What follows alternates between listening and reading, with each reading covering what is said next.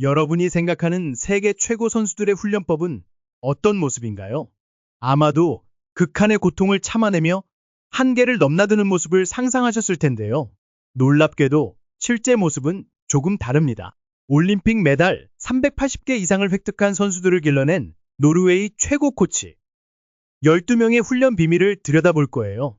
이 코치들이 공통적으로 적용하는 원칙이 우리에게 주는 깨달음은 의외로 단순하면서도 강력합니다. 가장 흥미로운 사실부터 알려드릴게요. 세계 챔피언들이 훈련 시간의 무려 80에서 90%를 어떻게 보내는지 아세요? 놀랍게도 대화가 가능할 정도의 편안한 강도로 훈련합니다. 이 엘리트 선수들은 대부분의 시간을 숨이 가빠지거나 극도로 힘든 상태가 아닌 비교적 여유로운 상태에서 훈련하는 거죠. 그렇다면 나머지 10에서 20%는 어떻게 활용할까요? 이 시간이 바로 마법이 일어나는 순간입니다. 이때는 정말 강도 높은 인터벌 훈련으로 몸을 한계까지 밀어붙이죠. 이 밸런스가 바로 세계 챔피언들의 첫 번째 비밀입니다. 코치들이 공통적으로 강조하는 핵심 원칙은 이렇습니다. 한 주에 단 2에서 3일만 하드데이로 설정합니다. 이날에는 고강도 인터벌이나 핵심 훈련에 모든 에너지를 쏟아붓고 나머지 날들은 가볍게 회복 훈련을 하는 거죠. 또한 시즌이 진행됨에 따라 훈련 방식이 변화합니다. 노르웨이 코치들은 시즌 초반에는 볼륨을 높이고 시즌이 진행될수록 강도를 높이며 양은 줄여나갑니다. 대회를 앞두고는 어떻게 할까요? 흔히 대회 직전에는 완전히 쉬어야 한다고 생각하기 쉽지만 세계적인 선수들은 다릅니다. 훈련 빈도는 그대로 유지하되 각 세션의 길이를 절반으로 줄입니다. 마치 자동차 경주 전 엔진을 웜업하듯 몸을 최상의 컨디션으로 준비하는 거죠. 그리고 가장 중요한 원칙. 모든 훈련 세션에는 명확한 목표가 있어야 합니다. 그냥 달리는 게 아니라 오늘은 팔 움직임을 개선하자 또는 오늘은 페이스 유지에 집중하자 와 같은 구체적인 목표를 갖고 훈련에 임하는 거죠. 자, 이제 생각해 보세요. 이런 원칙들이 여러분의 훈련과 얼마나 다른가요? 아마 대부분의 사람들은 더 열심히, 더 강하게만 생각했을 텐데 세계 챔피언들은 더 스마트하게를 선택했습니다.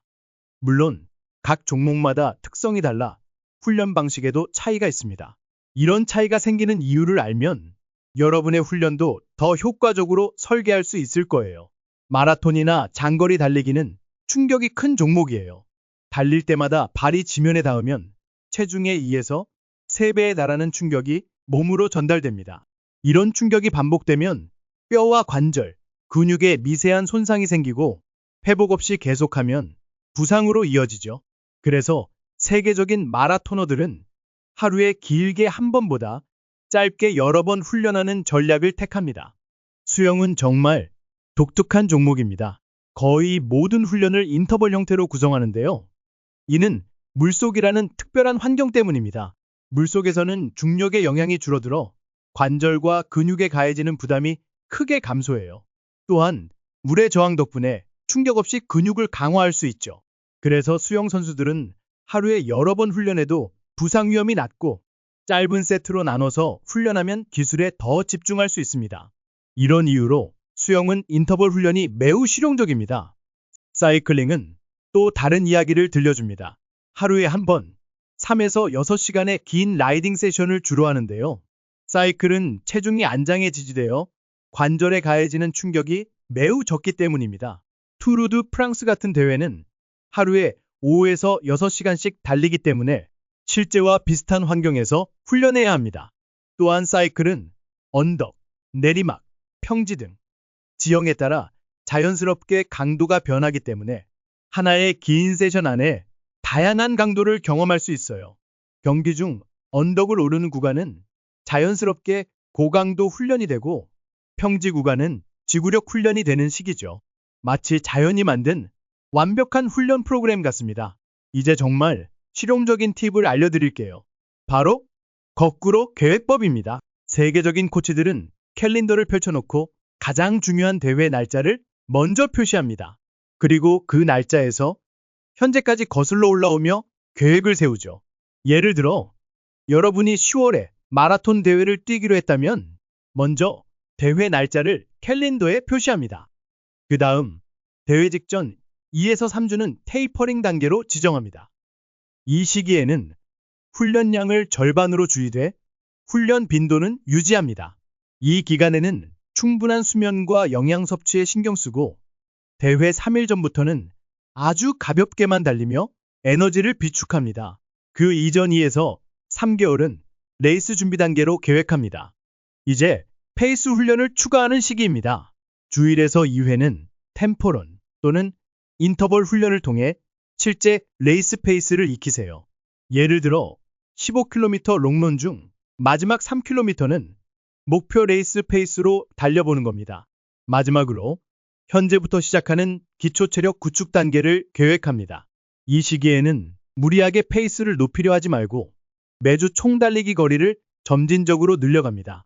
마치 집을 지을 때 튼튼한 기초를 먼저 다지는 것과 같죠. 주 1회는 롱런으로 매주 거리를 조금씩 늘려가면서 얼마나 빨리 가 아니라 얼마나 편하게 오래 달릴 수 있는지에 집중합니다. 집을 지을 때 완성된 모습을 먼저, 그리고 기초부터 차근차근 쌓아가는 것과 같은 원리죠. 이제 이 정보를 여러분의 훈련에 어떻게 적용할 수 있을지 알려드리겠습니다. 첫째, 80대 20원칙을 따르세요. 어떤 운동을 하든 대부분의 훈련은 편안한 강도로 진행하세요. 달리기라면 대화할 수 있을 정도의 페이스로, 수영이나 사이클도 마찬가지입니다. 나머지 20%만 정말 힘들게 훈련하면 됩니다. 둘째, 주 2에서 3일만 핵심 훈련일로 지정하세요. 화요일과 목요일에 인터벌 훈련, 토요일에 긴 거리 훈련을 하고 나머지 날은 가볍게 회복 훈련을 하는 식입니다. 셋째, 3에서 4주 훈련 후 1주는 회복 주간으로 삼으세요. 예를 들어 러닝이라면 3주 동안 거리를 40km, 50km, 55km로 늘리다가 4주째에는 30km로 줄여 몸을 회복시키는 겁니다. 이렇게 주기적인 휴식을 통해 지속 가능한 발전을 이룰 수 있습니다. 마지막으로 여러분만의 훈련 일지를 기록하세요. 세계적인 선수들은 모두 자신의 훈련과 컨디션을 꼼꼼히 기록합니다. 이를 통해 패턴을 발견하고 자신에게 맞는 최적의 훈련 방법을 찾아가는 거죠.